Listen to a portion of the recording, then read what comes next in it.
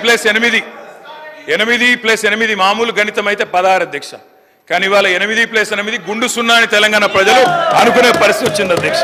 ఇది వాస్తవం అధ్యక్ష. ఎందుకంటే తెలంగాణ గడ్డ మీద పుట్టిన ప్రతి బిడ్డకు కలిగిన భావన నిన్న కేంద్ర ప్రభుత్వ బడ్జెట్ చూసినాక ఈ 10 సంవత్సరాలు ఏదైతే అన్యాయం జరిగిందో అదే అన్యాయం కొనసాగింపుగా ముందుకు పోతా ఉంది అధ్యక్ష. కాకపోతే హాస్యాస్పదం ఏమంటే మమ్మల్ని ఒక మాట అన్నారు అధ్యక్ష. ఏమన్నారు ముఖ్యమంత్రి గారు? ఏమన్నారు అధ్యక్ష?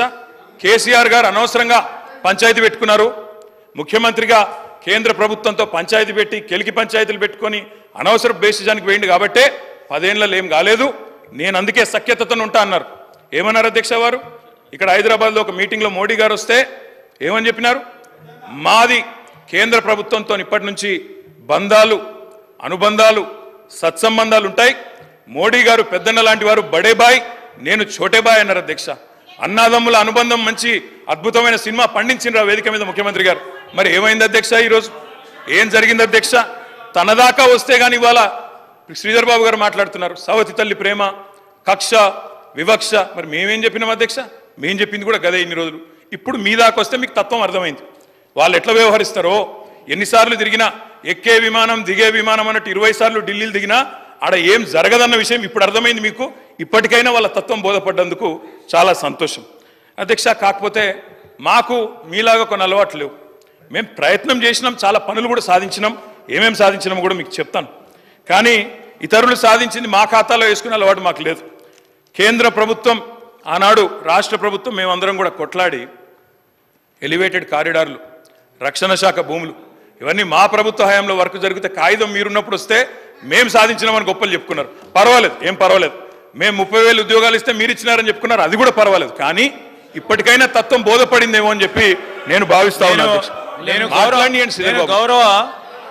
గౌరవ కేటీ రామారావు గారిని కోరుతా ఉన్నాను. ఈరోజు ఏపీ రీఆర్గనైజేషన్కు సంబంధించిన చట్టానికి సంబంధించిన ఆధారం తీసుకొని రాష్ట్రానికి రావాల్సిన హక్కులు, నిధులు, విధులకు సంబంధించిన అంశం విషయంలో ప్రస్తావన చేసుకొని పోదామంటే సార్, దానికి వారు చెప్పే ప్రతి అంశంపై మరొకసారి వేరే విధంగా చర్చ పెట్టండి. ఎంత దూరం వారు శాంక్షన్ చేయించారు, ఏ విధంగా శాంక్షన్ చేయించారు, ఎంతవరకు పోయింది, మేము ఏ విధంగా ముందుకెళ్ళాం, అవన్నిటి విషయంలో definitely we will give you answer అధ్యక్ష. అధ్యక్ష, దేశ అత్యున్నత సభ చట్టసభ పార్లమెంట్ అధ్యక్ష.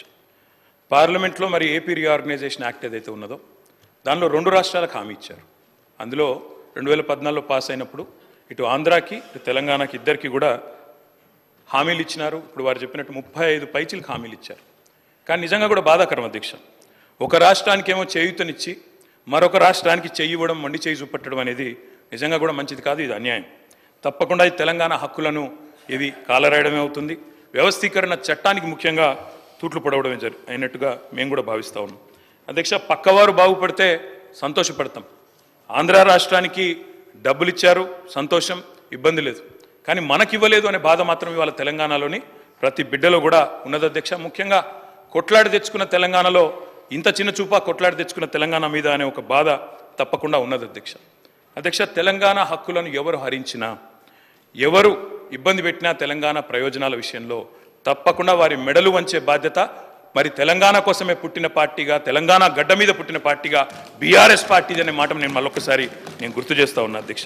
అధ్యక్ష, కేసీఆర్ గారి పోరాట పటిమ గురించి చెప్పాల్సి వస్తే, మేము చేసిన కార్యక్రమాల గురించి చెప్పాల్సి వస్తే, 10 సంవత్సరాలు కేంద్రం మీద మేము చేసిన ప్రయత్నాల గురించి చెప్పాల్సి వస్తే, రాసుకుంటే రామాయణం అంతా, చెప్పుకుంటే భారతం అంతా అని అంత కథ ఉంది అధ్యక్ష.